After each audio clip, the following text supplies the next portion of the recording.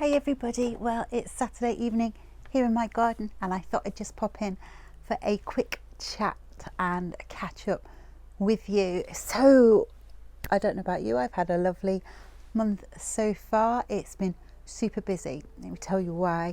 I have been writing a new book and I had quite a short deadline and it's very exciting. It's all completely finished now and I feel free and like I've just got all the time in the world.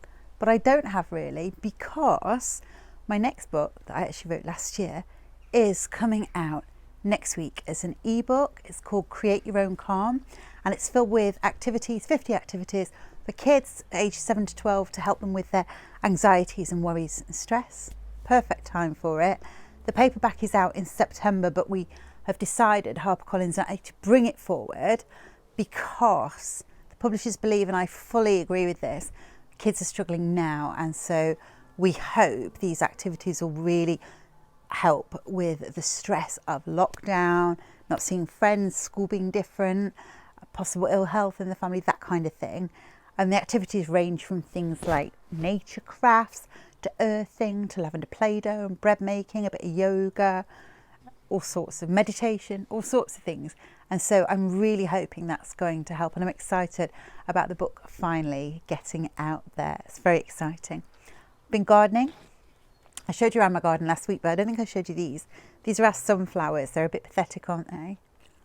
I don't quite know why they didn't grow. I don't mean to say you're pathetic, sorry. It's a bit straggly. It's been eaten, hasn't grown very well. It's a bit bendy, but still it's very cheerful. So that's the main thing, isn't it, I suppose. We've also had a go at growing some peas and cress. We only planted these seeds a few days ago and I'm astonished. I've never grown peas before and they've gone a little bit crazy.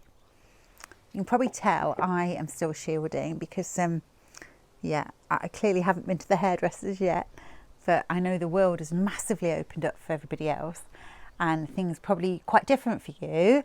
Maybe at the moment I am hopeful that pretty soon my world will get bigger again. But I have been seeing people. I've had friends over to chat in the garden. I've been for walks and we had a family picnic on Friday, which was also really nice. I'm really a sociable person and I have found that aspect of lockdown a little bit difficult. My friends have been amazing at keeping in touch and I have tried really hard myself to keep in touch, but just to see my nephews and nieces and to be out and about was lovely. But I would like to go in a shop too and just, would just be really nice. But it won't be long, I'm hoping, till that actually happens. What have I been listening to? Well, I've not watched a lot of TV.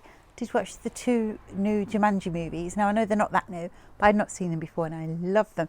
My daughter persuaded me to watch them. I was really not keen, but I thought they were marvellous. I love podcasts. I don't know about you. My favourite podcast is Desert Island Discs, which I really enjoy. Does that make me sound old? I am getting older. I also really like to listen to new podcasts. And I've discovered Louis Theroux's Lockdown podcast this past week. And I thought it was fantastic. He was interviewing Helena Bonham-Carter. And it was a long interview. And I love long interviews. I think you really get to know a lot more about a person. And she was funny and really down to earth, actually. I was surprised. But he is a marvellous interviewer. I like Louis. He's geeky and quirky and super smart. I do like really intelligent men. I don't know why. I just love it. And he's so good at interviewing. And it was a pleasure to listen to. That I have also been listening to Katie Hill. Katie Hill used to be on Blue Peter, Heart Radio. I know her through blogging circles, and her new podcast called Limitless was out this week. Katie in recent years has trained as a coach and her podcast is a mixture of sort of well-being tips really. And in this one, she was talking about the importance of morning routine. Now, morning routine I have nailed. I am the earliest riser. I get up at like 6 a.m. most days because it is the only way I fit my life into my life. And I'm able to see friends, be with the kids, produce and create, work and earn, and keep my house in some semblance of order. That's the bit that tends to get missed. So I get up early. I always exercise first, even before I have a coffee. I lift weights, I do a little bit of Tai Chi, a new thing I found during lockdown, and I do some physio I have to do on my arm. So I think I've got mornings nailed. Then I have a really nice cup of coffee. That's what I do. But as Katie was talking, she talked about the importance of a to-do list, and I thought, oh yeah, I do that. And the importance of having a lovely planner. Well, my planner was filled and finished about a month ago, and since then I've been writing on scraps of paper, and I honestly think it's caused a few problems. I can't find the bits of paper. It's ugly, so I don't go back to look at it, whereas I used to refer back to my planner throughout the day. So thanks to Katie, I purchased a new planner, and it's really rather lovely, and it's lots of space to put what I'm going to do and my plan for the day and keep me organised. That all might sound very, very boring, but I tell you, having a good morning routine does definitely give me a massive energy burst and keeps me focused for the day. I don't really go to bed particularly early, and I think on average I get about 5 or 6 hours sleep a night. Hence I'm a little bit eye wrinkly, but you know what, that's cool, I don't mind. Very occasionally I'll go to bed super early and have a really long night's sleep, but otherwise I just get by. We're not going away this summer.